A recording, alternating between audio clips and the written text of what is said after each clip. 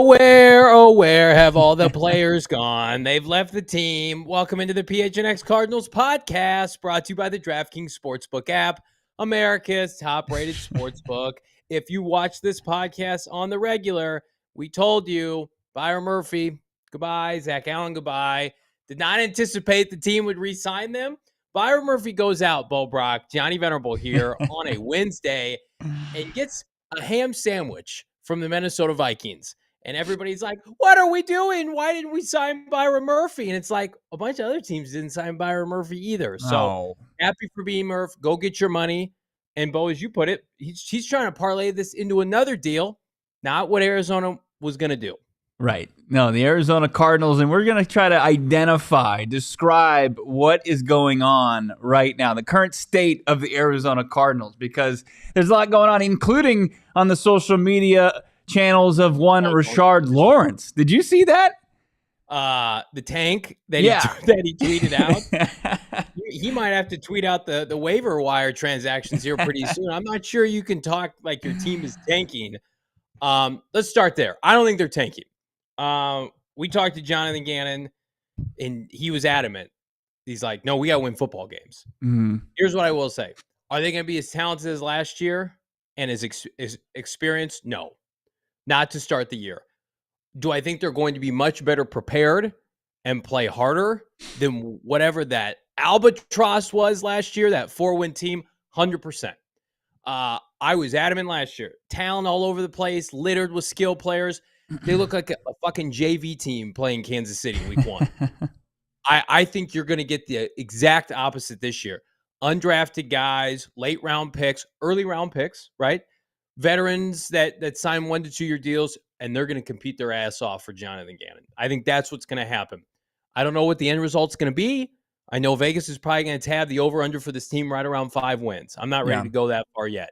But I do think that there's a difference between, like, tanking in the NBA is a real thing. Tanking in the NFL, that's not a real thing. Let me pantomime something, and it does nothing for our podcast listeners, but I'm putting on a hat of some sort. It's a hard hat. I knock it. It's for safety purposes. I am putting on my booties, probably my Red Wings, and then I'm going to buckle up my tool belt. This is a full-on rebuild. Buckle up your tool belt, because that's what's going down with the Arizona Cardinals. On a t-shirt. Monti Ossenfort inherited an absolute mess. He invested in one of the worst fixer-upper houses you could possibly have, with the one caveat: it's got a franchise-caliber quarterback in Kyler Murray coming off a serious knee injury, and hopefully he'll be back this season. But at this point, in watching how they're operating this offseason, what we've heard through several sources, that they're not going to speed Kyler Murray back onto the field at all. They want him 100% mentally and physically. So don't anticipate a start of the season with Kyler Murray. When we look at the quarterback situation, you got to ask yourself who's going to start at quarterback when the season does open for the Arizona Cardinals. But this is a full-on rebuild for the Arizona Cardinals, and it doesn't take somebody doing a deep, intense look at this Arizona Cardinals team. We don't have somebody following Monti Ossenfort and doing we don't have a private detective trying to figure this out. Yeah. Just look at the lack of moves that they've made. Look at who they've brought back.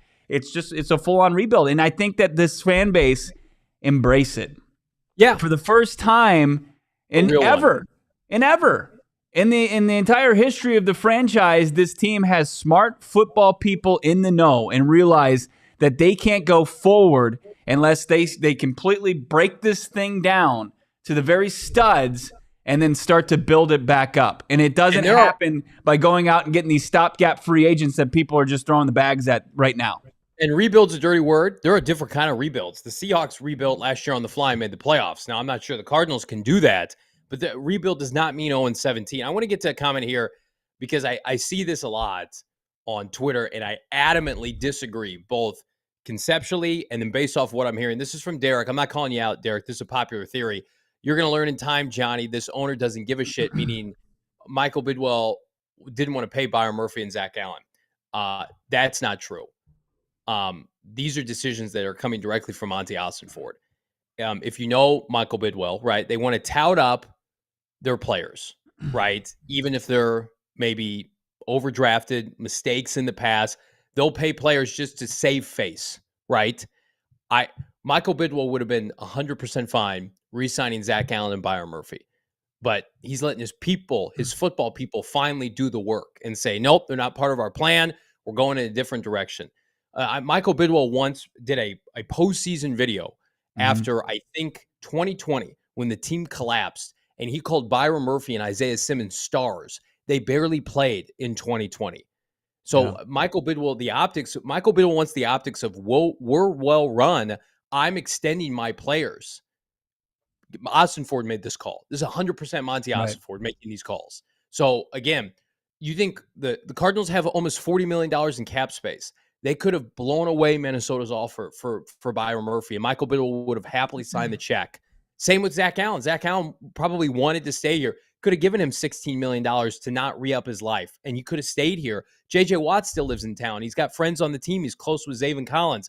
That, to me, if you want to try to spin this and feel good about what's happening, those two moves, which a lot of fans are pissed about, and I get it, it sucks. Byron was the 33rd overall pick. Zach Allen was the first pick in the third round.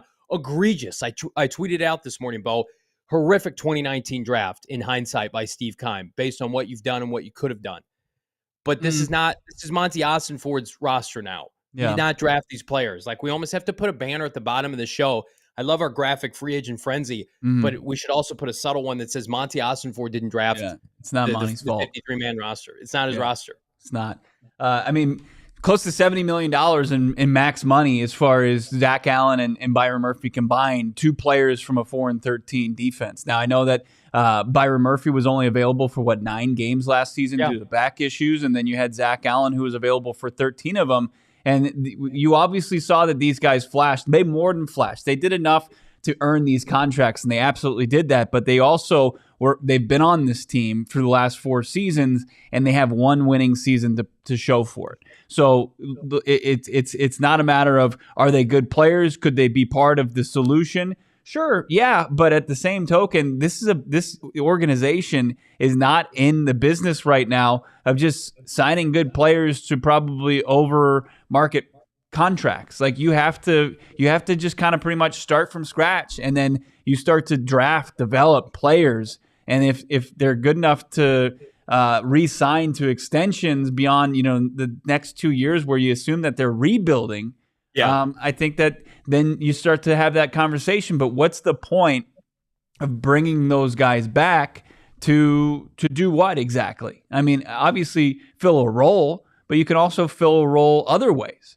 So I just think that those guys probably benefited, and also it was probably disappointing that the team that drafted them 4 seasons ago in 2019 weren't really there to negotiate their second NFL contract.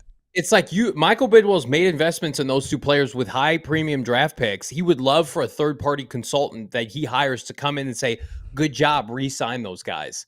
But they're telling him to do the opposite. So he's listening. So they're not going to do that, right? If I run a fledgling bakery and I've invested in all this equipment, and Bo comes in, I want him to tell me that, we can still salvage this. We're going to use this shit. Bo's telling me I got to take everything out and I got to sell it. And I got to sell it for spare parts, and we got to start over. That's what they're telling Michael Bidwell, and he's listening to them. Yeah. And we should be, I don't want to say thankful, because that's not the right word, but we should. It's refreshing that the owner, for the first time, and maybe since his tenure, since he started, is like, Ossenfort knows what he's doing. Dave Sears has a significant presence, we're told. And then, of course, Jonathan Gannon, this is going to be his roster to coach. I don't think there's going to be any like Monday morning film sessions.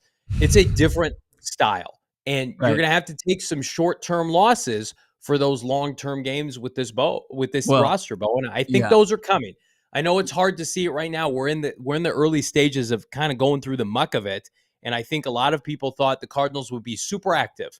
And they're kind of active. They're adding some pieces, filling out the bottom. My boy Yelda, let's go. Right. They're not on the front page making headlines. No, they're not, and they're not ever going to make front page news. I don't think the rest of this offseason. I think the biggest name is a Kazir White, a guy that was an integral part as far as the Philadelphia Eagles. But if you look at as far as starts, no, he wasn't a starter for that team for the bulk of the season, but he played significant snaps. This is an absolute rebuild, and this is going to be as Arizona Cardinals fans, and they've been all too patient for as long as this team's moved to the desert. And before then, we have people that listen to the show that were fans of the St. Louis Cardinals and the Chicago Cardinals.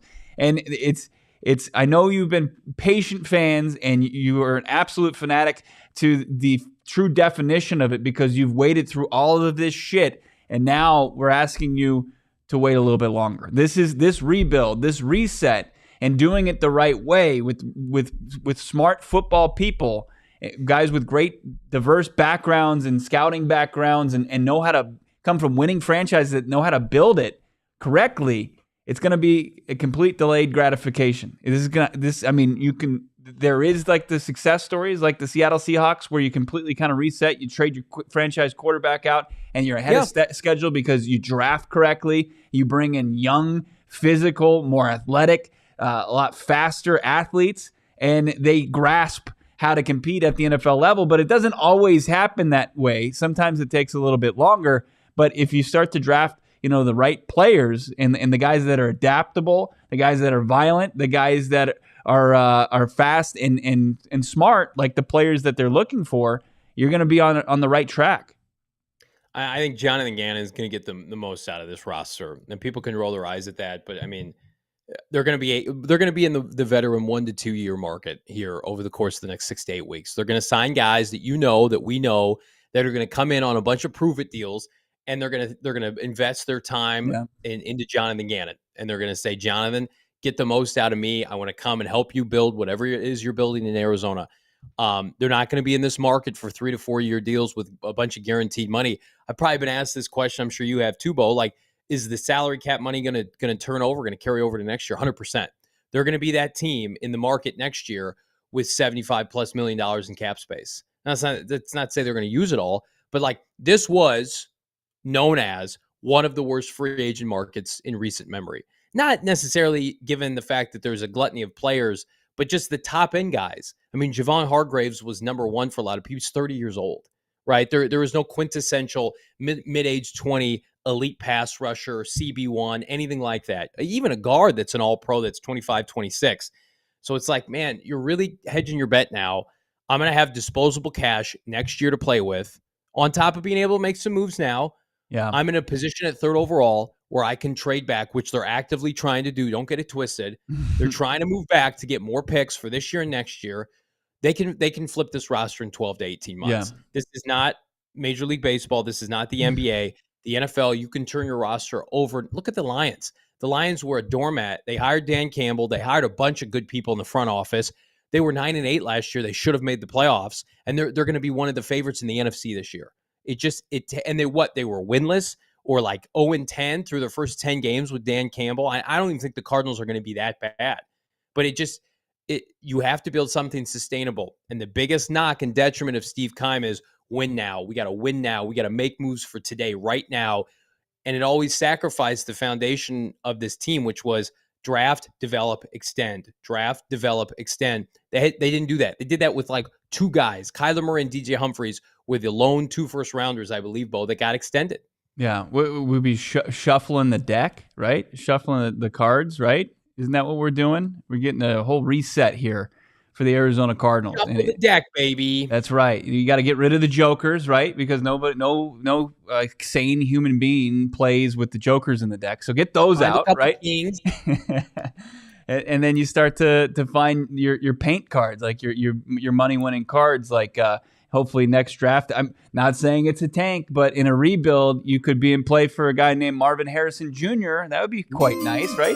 Nice little, there it is. Oh, I love that. I play that shit on repeat, baby, until late April. With the second Jacob. pick. Fantastic. In the 2024 NFL draft. Ooh, I love the Arizona Cardinals select Marvin Harrison Jr. Oh, man. Sign me up for that. Marvin Harrison Jr. today, Bo, but they made some moves. We didn't get to talk about it yesterday because those Cardinals, those dirty, sneaky Cardinals, signed 2 shows in a row. a mere 10 minutes after we went off air, not saying it's a coincidence, but maybe it is, Will Hernandez comes back, presumably to start. You got a 2-year contract, pretty good money for Big Will. And listen, what did Will Hernandez do? And I'm not saying this is the reason he got re-signed. Went to Monti Ossenfort's press conference when he was an unrestricted free agent and went up to him and introduced himself. He's like, I want to be a part of this. I want to be here. Well, shit, of course you want that guy around. Then you look at his tape from last year, Bo. It's like, shit, man, this guy was playing the best football of his career before he went down. Let's bring him back. So he comes back and he joins the same players from last year. I thought I was going to get ratioed when I put out the tweet saying that the Arizona Cardinals, basically saying there were some nice moves to return their 2 most consistent offensive linemen in Kelvin Beachum and Will Hernandez because of debatable. Because of the uproar of the Kelvin Beachum re-signing, because everybody's pissed off because they took out of context his comments about Kyler Murray.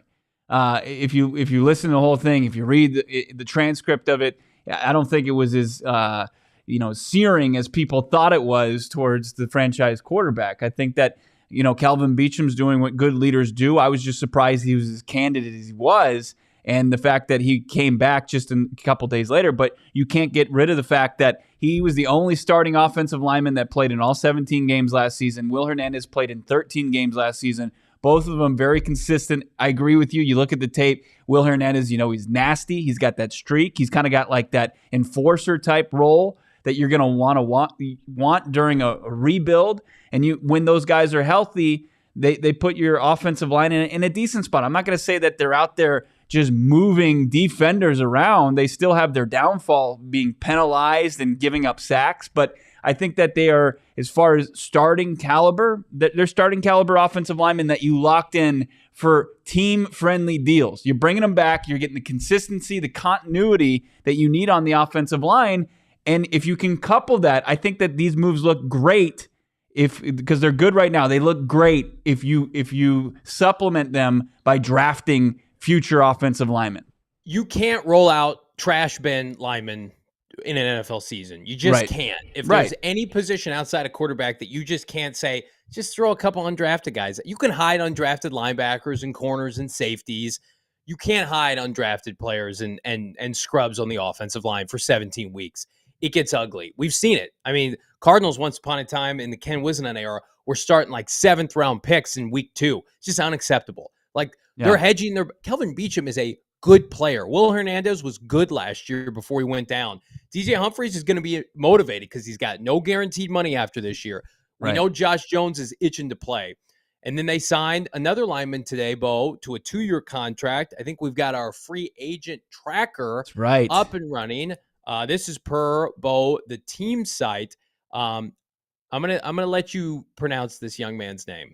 All right. That's Hjalte Froholt. He's from Denmark originally. He was born in Denmark. Hjalte Froholt, he played for the Cleveland Browns. He played in all 17 games last season. He's a versatile offensive lineman. Played a little tackle, played some guard, played some center. He obviously has some ties to Drew Petzing, but also he was drafted out of Arkansas. This is a big mammoth of a man, 6'5", 310, by the New England Patriots in the 4th round of 2019. Who was a part of that front office? Who was the director of scouting for the Patriots back then? Monti Ossenfort. Monti Ossenfort, that's right. And then he goes to Cleveland. He plays with Drew Petzing.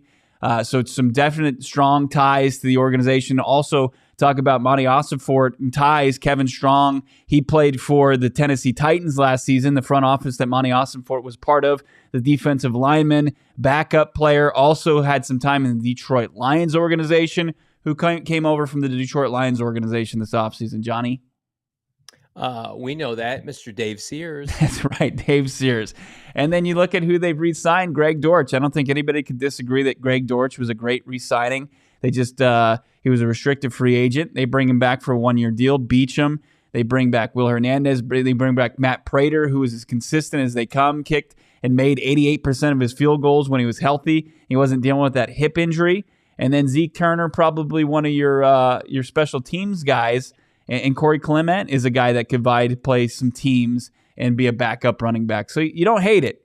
I don't hate it. Obviously, there's no big splash moves. There's no big names. But when we're staring down a rebuild, staying in line with this offensive line, when you've got a guy like Froholt who's versatile, you got the 3 of your 5 starters returning. Froholt could probably play left guard. You could move Will Hernandez from right guard to left guard potentially. You've got options there. Plus, Marquise Hayes is coming back from a knee injury. You can see what you want from the second-year player out of Oklahoma.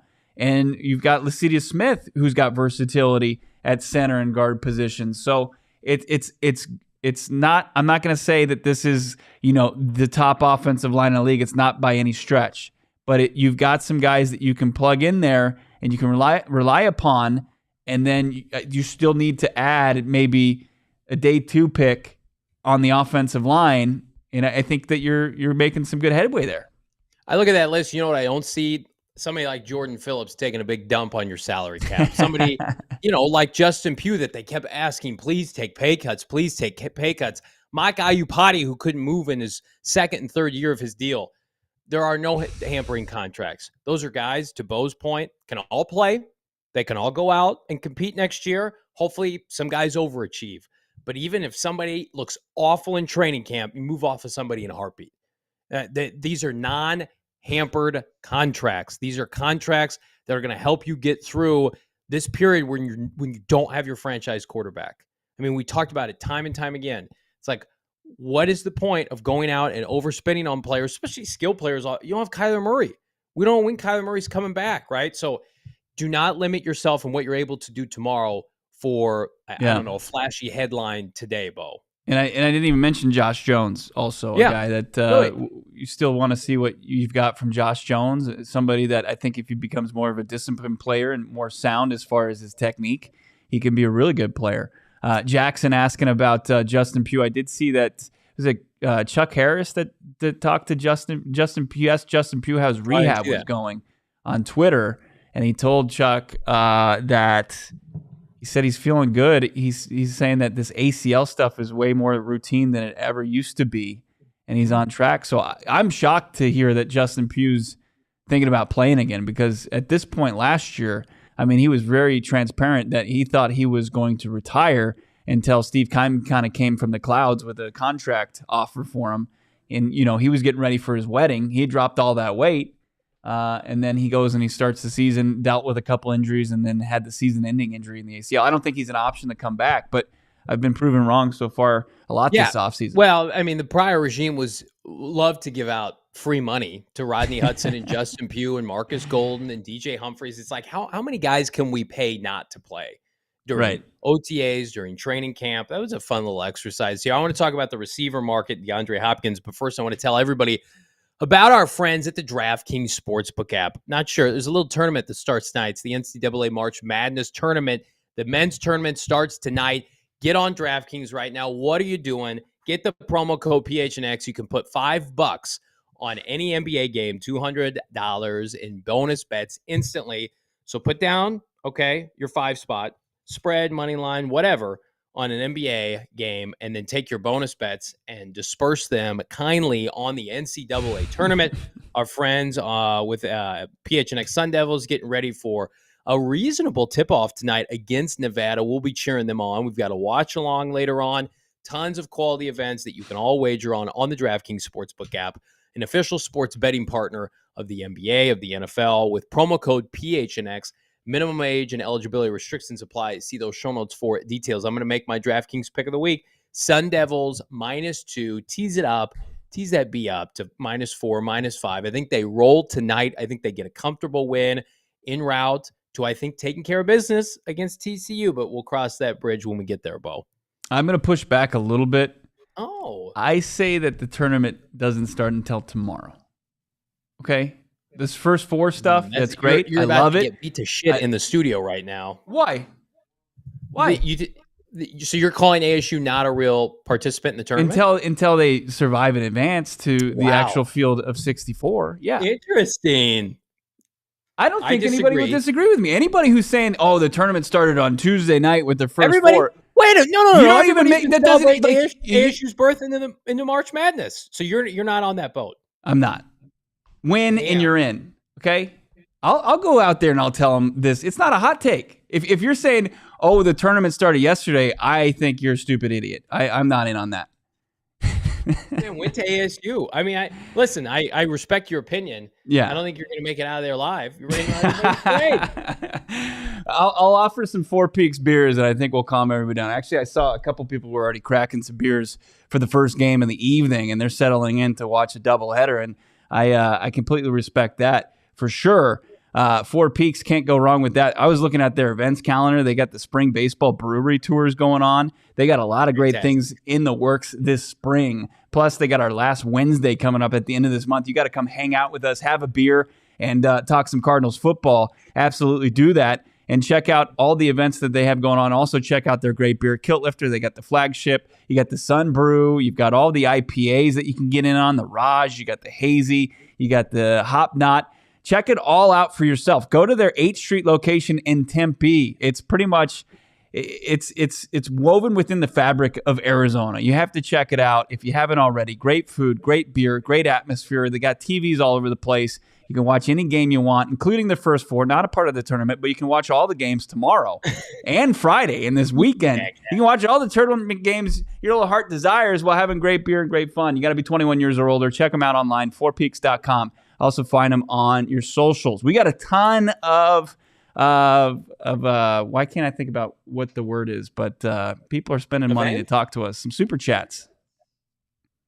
Let's check with Michael here. If they don't protect K1, it won't matter. Talking about the Arizona Cardinals this next upcoming season as he's coming back. I think that's just going forward with the investment that they've made with Kyler Murray. Absolutely. Little Dreezy, we are going to get into this in a little bit. My man Hollywood trying to recruit everybody. He got in on Darius Slay the other day. Today, he tweets out a picture that we'll get to of him and a certain free agent wide receiver. We got AZ Moses saying real quality change takes time, not 1 year. Talking about this rebuild and the delayed gratification and really being patient with the Arizona Cardinals as Monti Ossenfort and Jonathan Gannon get in, clean up the mess left by the previous regime. Jonathan Fine with Brissett and Heineke gone. Who do we get? We'll get into the quarterback conversation before we get out of here, Johnny. Just not yet. You want to save some of these chats, get into any of the conversation, or keep going? Let's talk about Hopkins for a second. Okay. Everybody's freaking out. Where's the D-Hop trade? What we're seeing now is some teams that I don't want to say are balking at the Cardinals asking price, but I mean, everybody knows what the Cardinals asking price is for Hopkins. They want at least a 2. So we saw New England go out and sign Juju, which my man Brack pointed out. Juju plays slot receiver. Juju is not even in the same stratosphere as DeAndre Hopkins. And Juju's contract, by the way, every time I go on social media, it gets smaller. It's not some big, robust contract. And then you see what was it like 3 for 33? Was that the original? Yeah, and then it was like whittled down. It was in the 20s last time I looked. So here's what's happened with Hopkins. I want to make this as emphatic as I can. They are 100% trading him. He's not going to be part of the team. No way. And they may even come out and say, well, we're just going to hang on to him because we didn't get the offers we wanted. Bullshit. They're still going to trade him. He's not going to be part of the team. They want that money. They want value. They want value to be able to use in the draft. And they want to free up spots for younger players. They're going to probably draft a receiver in this draft. So it's going to be difficult. What I will be frustrated by is if they settle for a 3rd plus. I don't think we've gotten to that point yet, clearly, because they're not just taking whatever. We've got Jen Slater making a comment yesterday saying that Dallas isn't in it right now. I know Dallas checked in. I know Kansas City's been in it since day one with our guy Benjamin Albright. That's a team to watch. Right. And then New England's been talking to Ossenfort and company for weeks. And I, again, still don't think the Juju deal ends those conversations. It's DeAndre Hopkins. He's in a class by himself in this free agent market. I'm surprised it hasn't happened yet, but I'm seeing these moves and I'm watching some stuff go down. And it's like, okay, does Ossenfort and company have to dig their heels in a little bit? You should let the market take care of itself and take the best offer. Then that's what they're going to do. Be confident in the caliber of player that you have, and you've got that ace up your sleeve, and you just wait for the right deal, because it just takes one team that gets a little uneasy with what their wide receiver core looks like going forward, and you can swing a deal for and get solid compensation. Now, it might change as you get closer to draft day if you're taking a 2023 draft pick or if you're taking a 2024 draft pick. But, I think that we're dug in the idea, and you reiterated that he's not going to be wearing an Arizona Cardinals uniform. I got a text before the show today saying not. Yeah. Because I was like, oh, could they still hang on to? No. It's just, I mean, you're just rearranging furniture with a lot of these wide receivers. It's just like Jacoby Myers for Juju. Yeah. A lot of people think Jacoby Myers is better than Juju. Well, I mean, the Patriots felt like they like Juju better than Jacoby Myers. They I mean, their contracts are pretty similar. Plus wideouts. Right. I mean, you're looking at a lot lower tier of wideout than you have with DeAndre Hopkins. And, if last year was any indication, as far as how hot the wide receiver market was now, I know you're dealing with a different, age as far as DeAndre Hopkins is. But, yeah, I think that Monti Ossenfort, the Arizona Cardinals, are still in a solid spot. And we'll see what happens. Today was really the first day that Lamar Jackson could have any conversations. We'll see what Lamar Jackson does. Still tons of teams that are going to view DeAndre Hopkins as a valuable piece that they'd be willing to spend on. I mean, we spent a bunch of time with Benjamin Albright at the Combine. We've talked to him since then. He was adamant. He believed it was going to be Kansas City. And Kansas City has done nothing to change that. They haven't gone out and traded for somebody. They've lost Juju. So they're in the market for a receiver. They were already in that market. Maybe it just comes down to pick 63. They've got 2 4s, I know. I think what's certain on top of Hopkins getting dealt is the fan base, a large percentage of it are going to be upset about the return. That's going to be probably the hardest thing to come to grips with, is that if they get pick 63 from Kansas City, that's about as late in the second round as you can go. Mm-hmm. So just like Darren Waller was basically a 4th yesterday, even though his pick was still in the 3s, it was a 3rd round pick.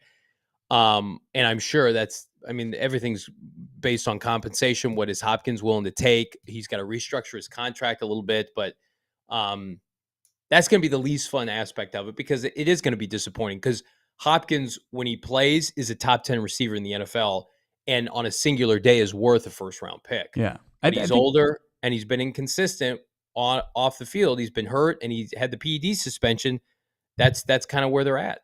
I think people were upset with the return they got for Josh Rosen. They got 68th overall, the Andy Isabella trade, late 6th or 2nd round pick for Rosen, and they weren't exactly elated with that. But I think if you stick to your guns and you get a 2nd round pick this season, or potentially a 1st next year, which, as you've pointed out, is the equivalent to a 2nd, loses a round value, I think you're in a pretty good spot. I mean, you were able to. What did Michael Bidwell tell Dave Passion on his podcast? They're gearing up really scouting wise for the 2024 draft and offseason. So if you got something like that, it's not bad. What do we have? Anthony Totri in the chat. He's concerned that we're talking ill of the Sun Devils. We're not. I'm not. Anthony Totri. Look, this is not an indictment on ASU. This is just the fact that the tournament starts tomorrow. You want to be You're basically calling them an NIT, champion. Those are words that you're putting in my mouth. I'm saying that the here's the facts of it. The tournament starts tomorrow. You want to play in the tournament, win tonight. That's it. Okay. If I can go to DraftKings and click on NCAA tournament and there are the Sun Devils, that's enough for me. And that's what I did today when I put money on the Sun Devils. But you're like at the very most college basketball casual. Well, I have a doctorate in gambling on DraftKings. I can tell you that right now. Let's talk about this. Let's talk about this Odell Beckham shit. Okay. Sent this to producer Emma before the show. This is apparently Hollywood Brown.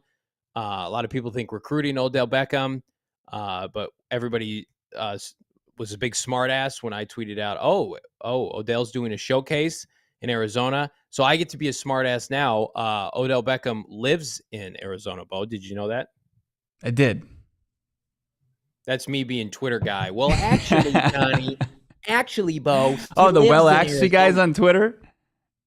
Well, actually, let me put my glasses on and then get on my laptop or my keyboard here. Well, actually, that they're not doing that. They're doing that. I don't think the Cardinals are interested in Odell Beckham. I think Hollywood Brown is hanging out with Odell Beckham. Can you imagine if they sit on their hands this long and then they go and they pay Odell Beckham what he's reportedly going to command on the open market? And what were they saying? I mean, Odell Beckham Jr. He couldn't have played last year, right? He wasn't healthy enough to do so. He still says he's a couple months away, but you're going to invest all that money. You're going to trade a DeAndre Hopkins, and then there's nothing that would make sense in them being in conversations with Odell Beckham Jr. There's nothing. 0.00000.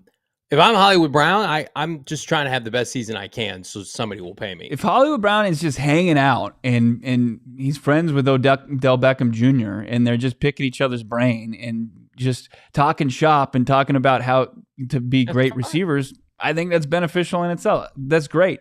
If he's surrounding himself with other solid receivers in the league, great. Why would Odell Beckham come to Arizona outside of them offering him the most money? I mean, he's got his ring now, but he wants to be on national TV. He wants endorsement deals. He wants to remain relevant. Not that the Cardinals aren't relevant, but they're taking a pause button. Like, we don't expect them to have 5 national TV games this year. First of all, thank God. Love the afternoon slate on a Sunday. But it just, to me, feels like, they are, and I'm not saying Odell Beckham doesn't have this. Yeah. But the word I keep hearing when I text people in relation to this team is character. Did you see Odell Beckham be kind of a dickhead on that airplane? Dude, he was the biggest douche ever on that airplane. You think I would have been infuriated if I was on that flight. He was being the biggest diva jerk you could possibly be. Now, as we continue this conversation about wide receivers, who was it in the chat that was asking about Jerry Jeudy? Was it Eris that was saying that? Our friend Henry over at DNVR. I love that you push back on this. So our guy Henry, who's one of the great reporters over at DNVR Broncos, was saying it wouldn't make sense for the Broncos to have any conversation outside of a top 15 pick for Jerry Jeudy. Do you know how many 1,000-yard receiving seasons that Jerry Jeudy has in the league? Yeah, he and I have the same amount. -0. Jerry Jeudy, he had a nice. Is it because he had to play with Russell Wilson's corpse last year and had 900 yards, and so they're like, he must be an All-Pro? Did you guys see Russ last year? He made it look good. Jerry Jeudy is a mid B- C+ overdrafted receiver. DeAndre Hopkins is going to the Hall of Fame. DeAndre Hopkins had 14 catches in his return last year. That's Henry being Henry. That just goes to show you, like, we're not being unrealistic asking for a second for DeAndre Hopkins when Denver's reportedly asking for a first. Like, they're they're having conversations about, like, don't forget that all these offensive linemen that they overpaid for. Mike McGlinchey getting $80 million after having the same season Kelvin Beachum did. Look at these offensive linemen. It's like, you've got every single wide receiver asking out of Denver, and you want a first round pick. Like, you have zero leverage. You don't have anything to show that they're worth the first round pick. Hollywood Brown had a resume that was better than Jerry Jeudy's. Way better. To me, it just, these teams that are leaking that out now, and our buddy Benjamin Albright saying, like, Sutton and Jeudy are available if you want to talk about it, right? And one of them could be moved. A lot of these teams, though, it feels like are using those two names, maybe one of or both, with leverage. Oh, we're actually talking to Denver about Jeudy. Why don't you come down a pick or two of the round that we're offering for Hopkins? Something like that. You want to throw that name around. When shit gets out, there's a reason it gets out. There's a reason the Cardinals leaked it out to our guy Joel Schultz, and he got the scoop for anybody else. Like, they wanted it to be known. Mm-hmm. They are selling DeAndre Hopkins. That came out in January. He published an article on The Score because people that wanted it out got it out. And so the word is now, like, Jerry Jeudy's being shot because Jerry Jeudy was not worth the whatever it was, the 12th overall pick. Mm-hmm. If Jerry Jeudy was putting up 1,300-yard receiving seasons, he'd already be signed. He wouldn't be moved, right? He'd be an asset that they'd want to keep in-house for the offensive coach trying to prop up Russell Wilson on his last leg. If they're trying to move off of him, there's something wrong with them, right? Whereas the Cardinals are in a different position. Hopkins is their best asset, clearly, that can be traded. So before they get essentially nothing and don't want to waste him in the early portion of 2023, they're going to go and try to get a pick for him.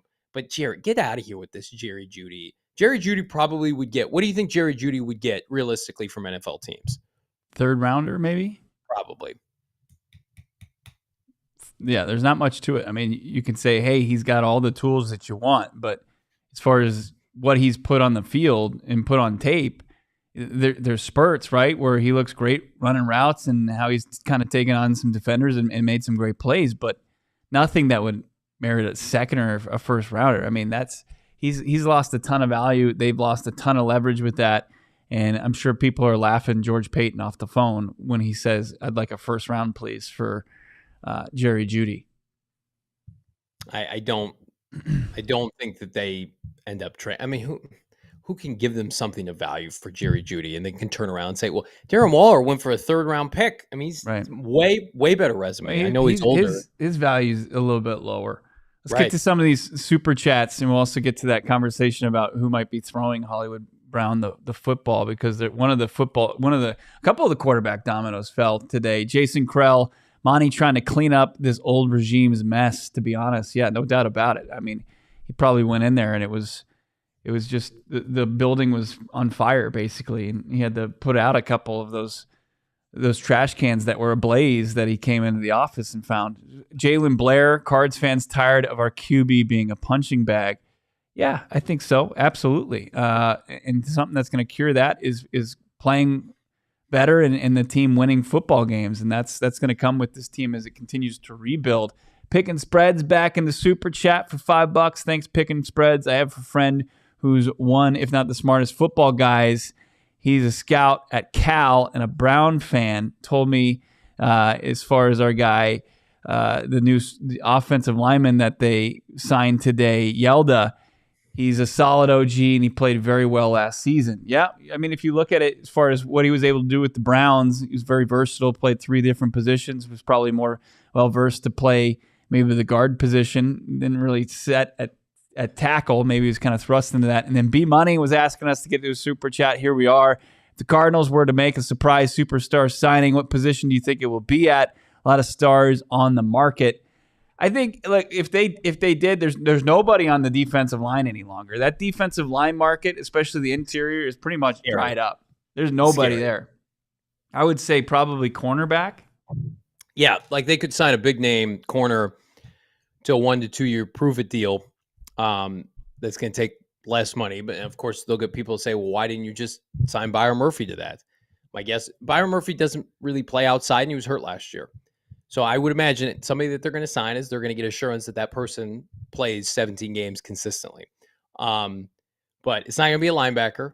To Bo's point, there are no defensive tackles left.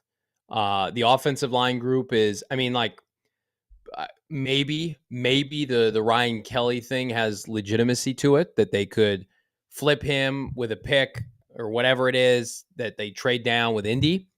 I don't think that's viable right now today, but that's certainly an option. But I'm with Bo, I would say, and I floated this out there just trying to connect the dots. I don't know anything, but Rakia Sin, that was a high draft pick, a second rounder, I think, from Indianapolis once upon a time. Gannon coached him in 2019, 2020, and supposedly good experience. They traded him to the Raiders after Gannon had left. He's a free agent now. He's 27.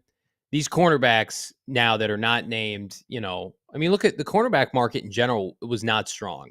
Dean had the biggest deal, and that was pretty modest compared to what we thought he would get. Cardinals can go. It's like I say every year, like the cornerback position, you got to have a bunch of guys that can play. You can't have a bunch of, underperformers, a bunch of scrubs back there. Right. But I think somebody put it well in my DMs or my mentions this morning. It's like the front five, front seven dictates everything. If you get pressure, I mean, in Philadelphia's front seven had 70 sacks. So in turn, their secondary had 17 interceptions.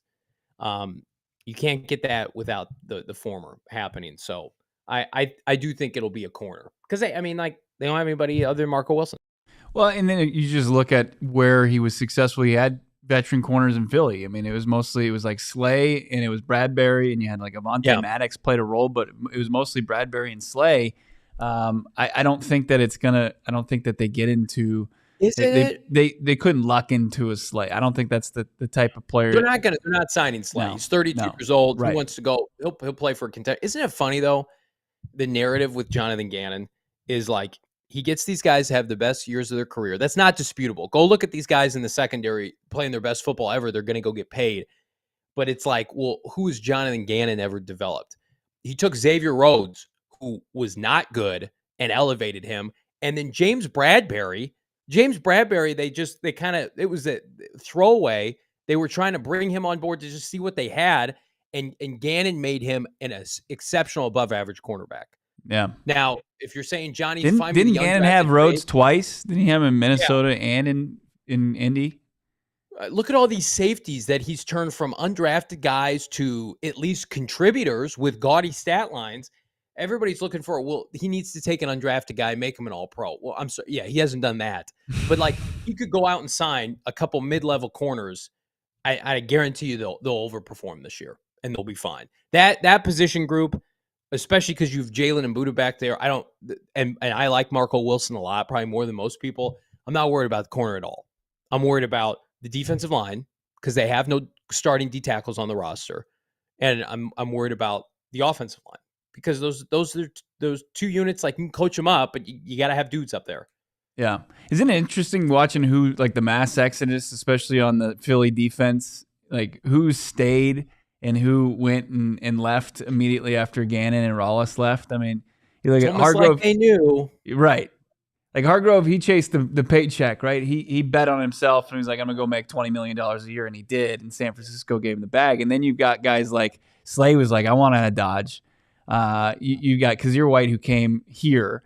And then you had TJ Edwards go and get as much money as he possibly could from Chicago. And then you got guys like Fletcher Cox. He's just like, oh, I'm going to give the hometown discount. I'm going to sign for $10 million on a 1-year deal. I think it's just pretty telling. Like, you know, people liked playing for Gannon for the most part. Yeah. I mean, it's as Hans Schott first said, you know why Gannon gets the most out of his players? Because he's a true leader of men. Yeah. He elevates his players. And that's his baby. Like every coach has the position that they, you know, played and probably aspired to elevate. Oh no, who's the tracksuit man? What's the good word? I was promised a frenzy, Johnny. Where's my fucking frenzy? I don't know what that means. I don't know what that is. What's a frenzy? A free agent frenzy? Free agent frenzy, man. It's on the damn screen. Come on, man. Is anything that we've been covering or reporting on like resemble a frenzy? That's how thrown off we are about the damn thing. Can I interest you in a Zeke Turner 1-year deal for the vet minimum? Saul Bookman, can we put that on a T-shirt? We cannot, but we're having a frenzy here at PHNX with our newest partner, our friends at Circle K. We're so excited to partner with our friends at Circle K. Check out your local Circle K. Best coffee, best beer selection, best snack selection, convenience store at your convenience with premiumly priced gas. And speaking of gas, we're going to hook you up with a $500 gas gift card. All you got to do is text PHNX to 31310 for an opportunity to win that gas card. Again, so excited. We are synonymous. We feel like Valley Sports, PHNX, they go hand in hand. So does convenience stores, the elite of the elite. That is our friends at Circle K. Breakfast, lunch, and dinner, whatever you want to do. Safe, clean, friendly environment. Best for you want a road trip out to maybe the Pacific Ocean this summer. Get your road trip snacks. Get everything you need. One-stop shop. It's Circle K. Again, $500 gas card. Texting PHNX to 31310. Go load up on all the snacks your little heart desires at Circle K for the tip of March Madness tomorrow, right? Because you still got time, Johnny. You still have time to enter our March Madness pool set up and ran by Run Your Pool. You got to check it out. We've got a great free March Madness pool that you can get in on and win some great prizes. Of course, you've got between now and tomorrow morning. Why is that, Johnny? Because the tournament doesn't tip until tomorrow. Just furthering my point, because you can get in. March Madness is coming. It's not here. And we've teamed up with Run Your Pool to give you a chance to compete in the bracket challenge. Fill out your picks for all 64 teams, not 68, and you will get points for each pick you get right. Who's your Cinderella? Pick them. It could be ASU if they win tonight. They could be that one if the slipper fits. Yeah, it could be the Devils. Absolutely. Prizes, you're competing against other listeners, viewers, hosts, PHNX talent. You can go out there. You can win yourself $300 in cash prize. How about a PHNX $75 locker gift card? Second place gets a $150 cash prize. Third place, you get $50. It's free to play. Just go sign up. You've got the last chance you can get in. It is March 16th. My God, that's tomorrow morning, 9:15. That's what you have 5 minutes before tip-off. So you have until now and 9:15 tomorrow. Do you know why that is, Johnny? Because the tournament doesn't tip until tomorrow morning officially. That's why. That's right. Because these games, they're giving you extra time. They don't matter, except for if you got somebody upsetting, an 11 pulling off an upset. I don't know, but you can get in. Go to play.runyourpool.com/PHNX. That's play.runyourpool.com/PHNX. Get in, get your picks in there. Children, they're just kids, and you're stripping their dream away from them, saying they're irrelevant. That's not true. You know what else? I'm motivating them. What do you want me to shake their hand and say, "Hey, congratulations, you made it. You were like the 65th best team in college basketball." The playing game is the equivalent of the participation trophy that my son gets nearly in 7 and 8 year old flag football. All right. We don't have a Roman read today, but it's coming. We should just get Howard to do that. We should get Howard to come on. All right. Jacoby Brissett's not going to be a Cardinal, which sucks. Kyle Odegaard, friend of the program, former AZ Cards rider, said the Cardinals were interested, but Brissett, who went to Washington, felt like he had a better shot to just win the job, which is not disputable. Like, this is Kyler Murray's job when he comes back. Washington's just a big shit show. Ron Rivera's got to win games. Would not be surprising if he just, won the job and was the starter for all 17 games. So what do they do, Bo? I see super chat here, $2 from our guy AZ Moses 89. Better QB signing, Mariota or Minshew? What say you?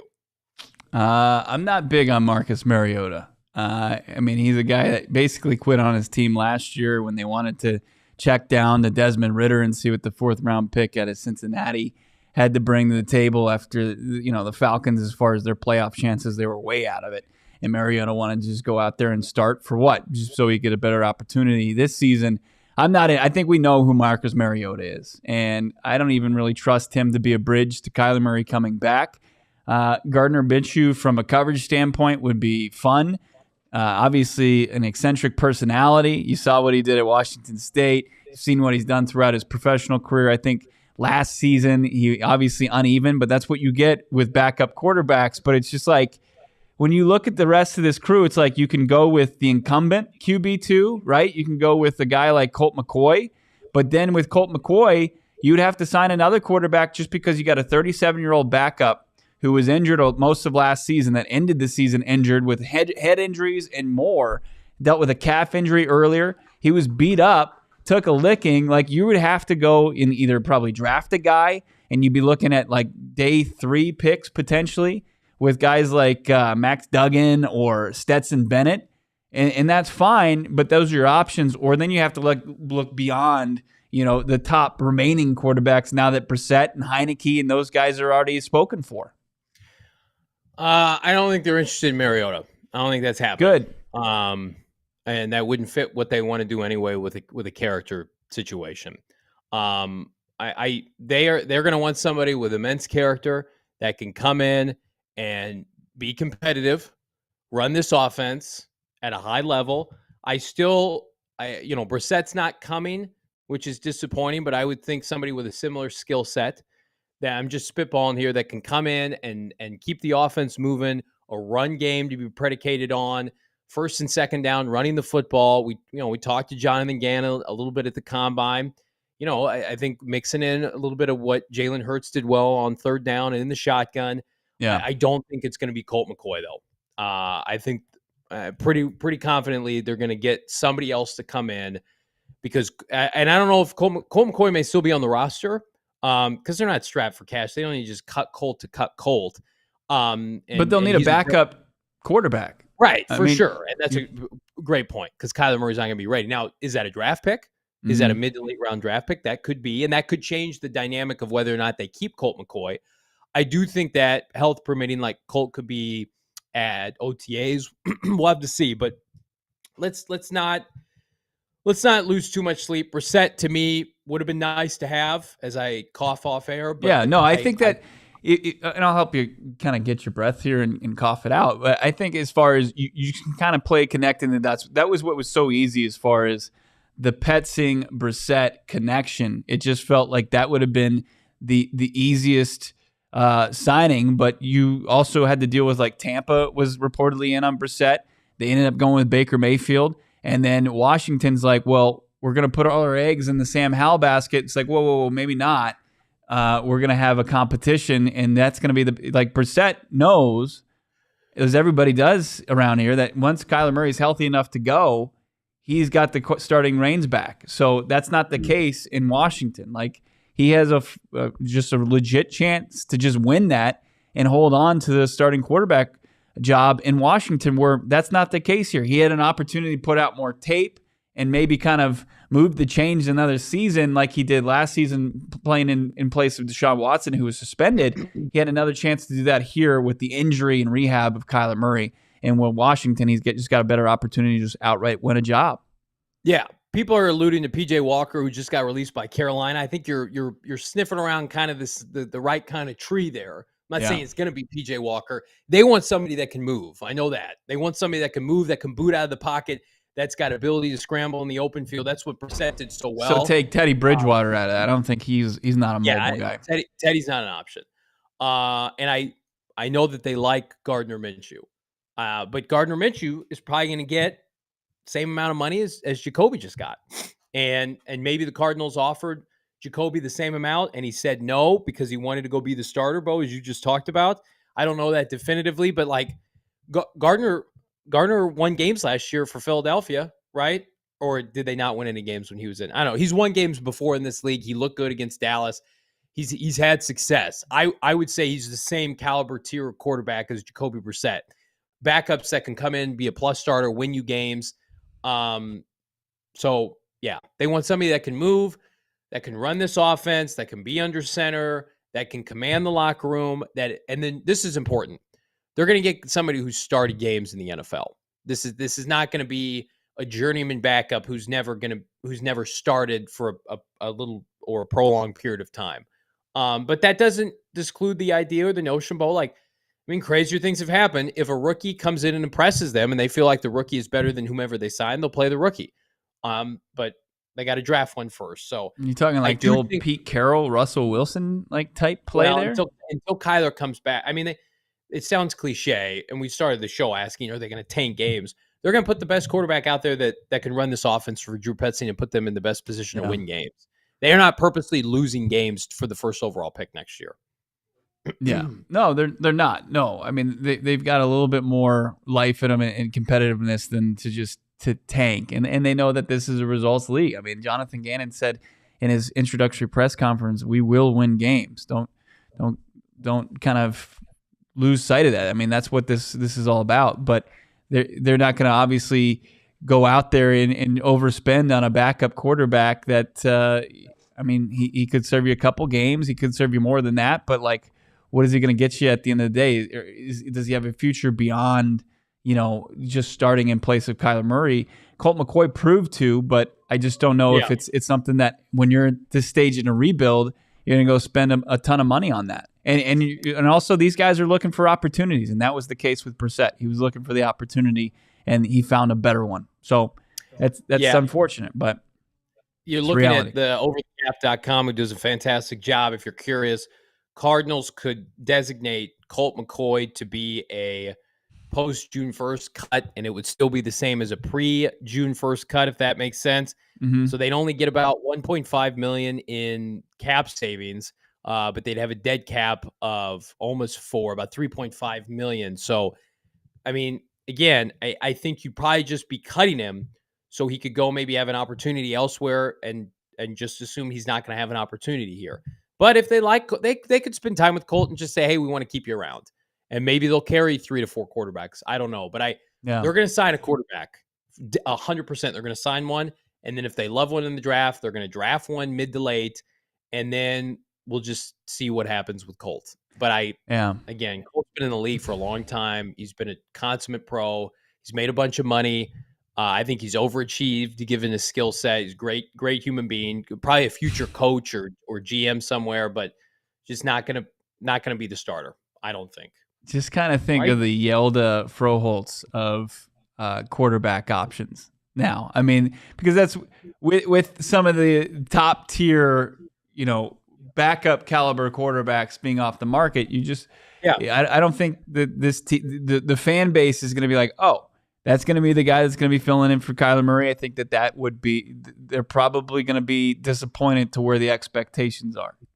Yeah, that's fine. And again, I think 320 people in this chat know kind of what this team is aiming for based on hopefully the information we're able to give you, like this video, by the way. But I mean, whether it's Gardner Minshew, it's not going to be Marcus Mariota, but if it's a player like that, again, who's vying for Minshew? Is it Philly wants him back? If you're Philadelphia though, and you're about to pay Hurts at some point, like I don't think that's a luxury then to bring back Gardner Minshew at a premium price. Minshew probably thinks he can go somewhere and be competitive. I mean, I wouldn't be surprised like all the teams that were interested in Baker Mayfield, for instance. Remember, he was always like the dollar store Baker Mayfield, but they're maybe the exact same player. The teams that didn't get Baker Mayfield, maybe they're going to pivot to Gardner Minshew. Yeah.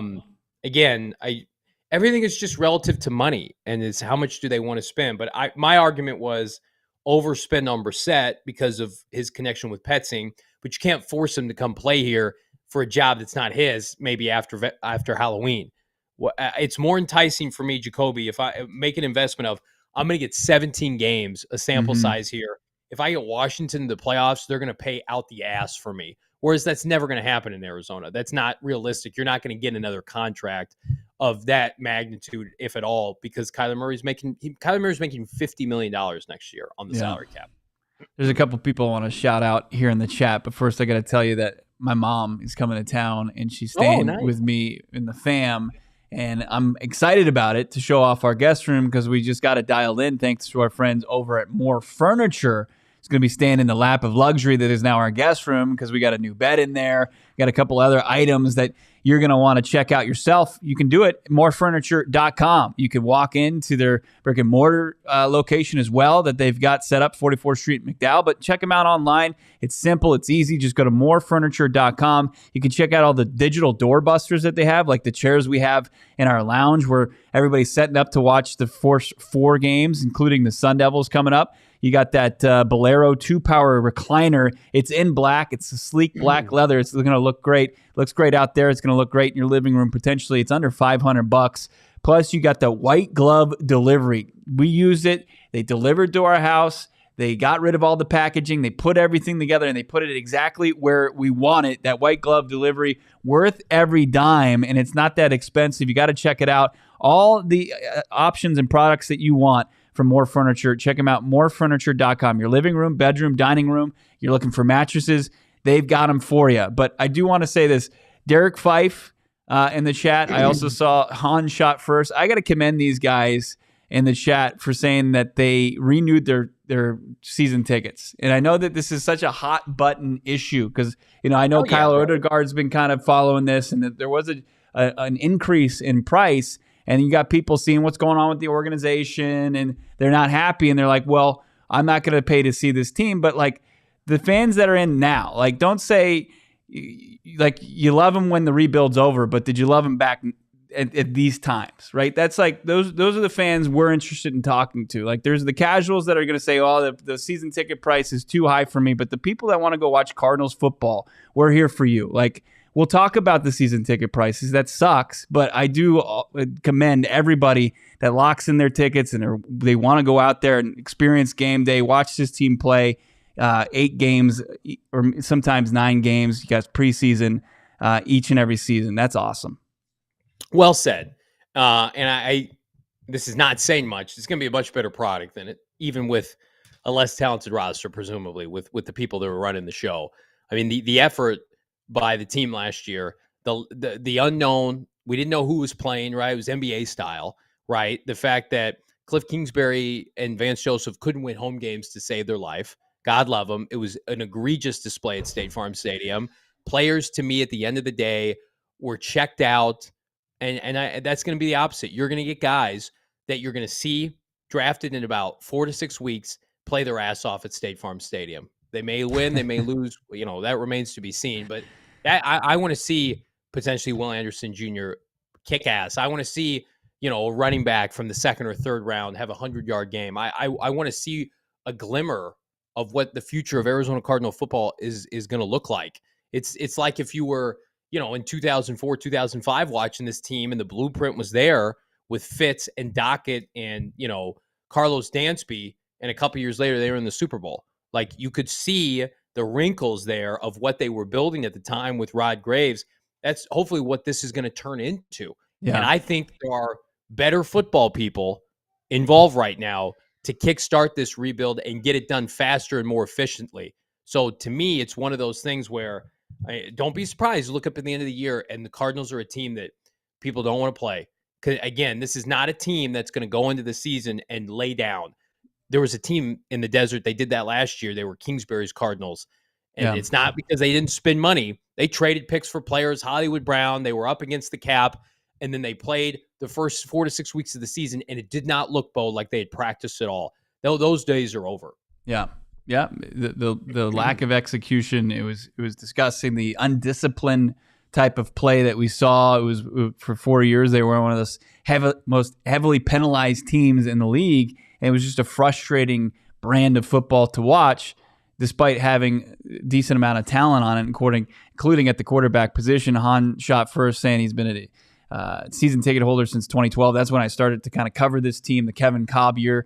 Yeah, there's been a lot of thin years, a couple, bright years in between. Obviously, the Bruce Arians era was great for the most part. 3 seasons of double-digit wins, but the Cards casuals out there saying there's increase in price, and I see the product, and they're just like, I'm out. It's like, well, and if you can't afford it, I understand that. That's a different issue. But just 100%. Because you're frustrated with the team, it's just like, do you love this team, or are you going to go bounce and you're going to bandwagon another team? It's like, we're talking to Cardinals fans, and we love talking to Cardinals fans. So somebody said they're traveling down to the Valley to watch a game. That's great.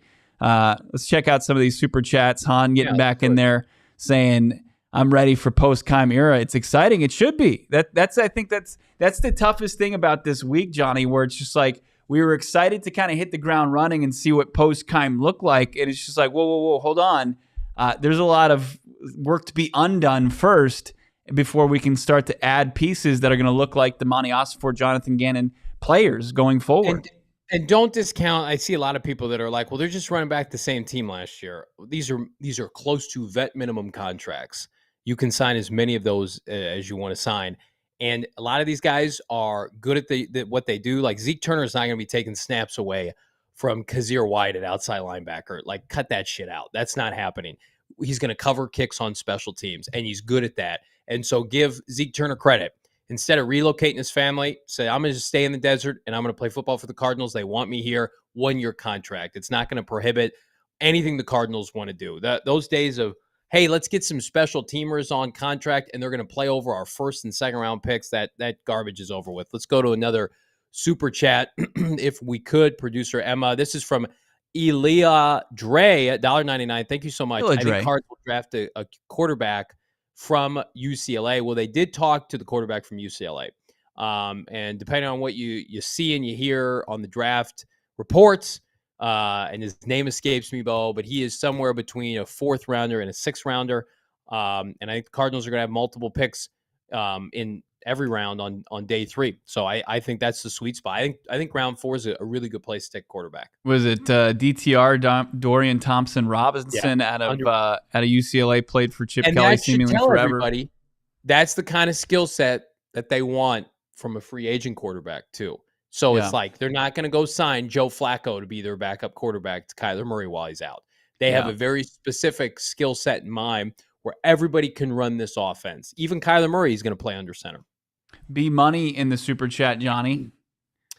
B Money with J Money, and also B Money and Bo Brack, $1.99. Thank you so much. What about Kareem Hunt? 1-2 punch with Connor. I would say Connor is going to be the Kareem Hunt to whomever they draft. They're taking a running back. It's going to be awesome. But James Conner's making $10 million this year.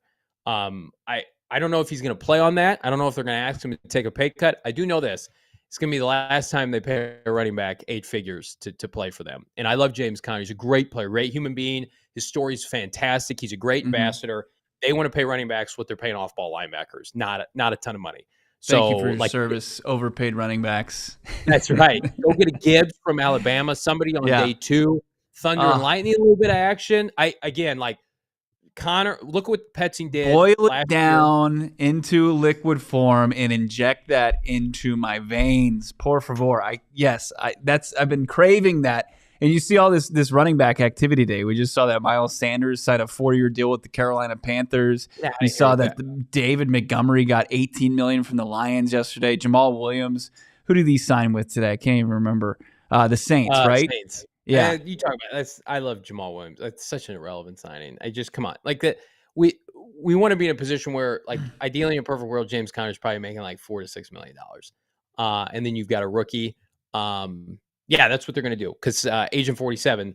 This is the best rookie running back class in like a half decade plus. This is going to be like you remember the wideout draft where the Cardinals took Isabella in 2019. Like it's that, but for running backs. There's going to be guys rounds 2 through 4 that are just starters everywhere. And the Cardinals are going to get one of them. It's going to be great. It wasn't the Isabella draft. It was the Isabella draft for the Cardinals, but it was... Well, yeah, because you look at all the wideouts and then they shit the A.J. Brown, Scary Terry McLaurin, DK Metcalf. But yeah, it's the Isabella draft. It's the Isabella draft.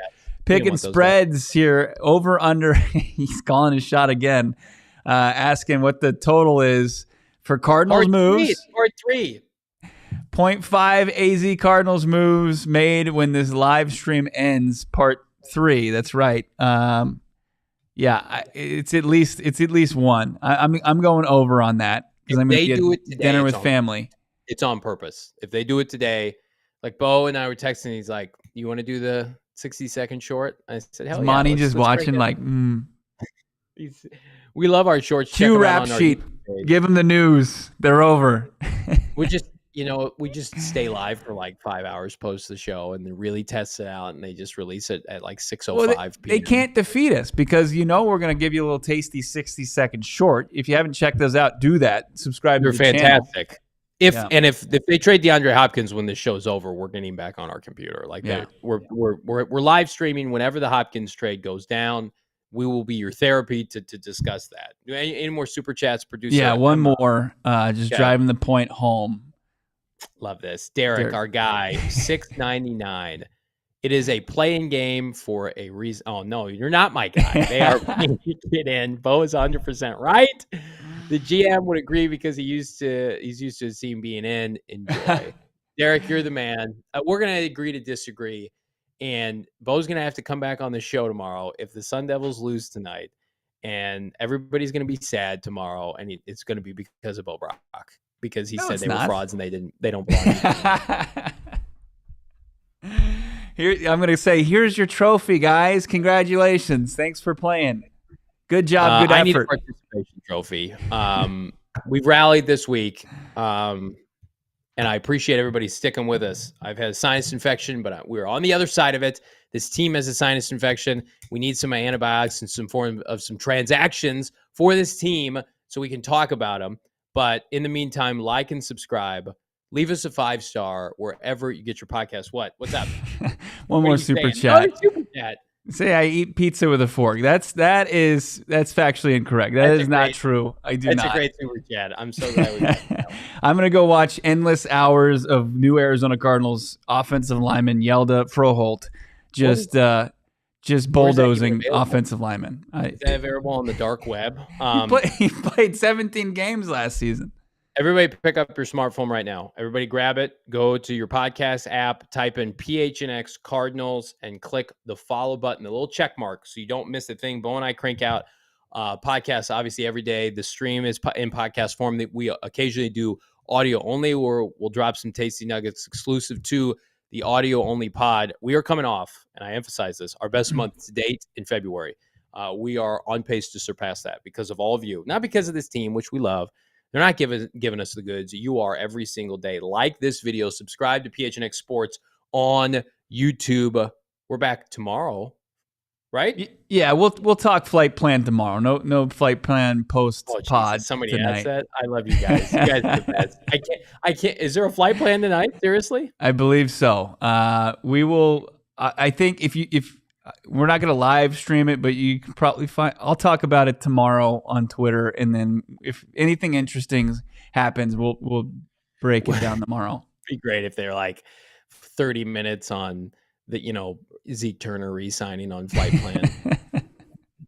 Can we get Will Hernandez? I hope it's actually just Johnny asking about uniforms at the combine. Another super chat, LVL7. We need Kenny McIntosh from UGA. I'll take any Georgia players. That's totally fine with me. Make it an all SEC draft. Make it an all YouTube PHNX Cardinals Day. Remember, Sun Devils tonight. We got a watch along on the horizon. Do not miss it. Like and subscribe. Leave us a 5-star wherever you get your podcast. For Bo Brack, I'm Johnny Venerable. We're back tomorrow. Good night.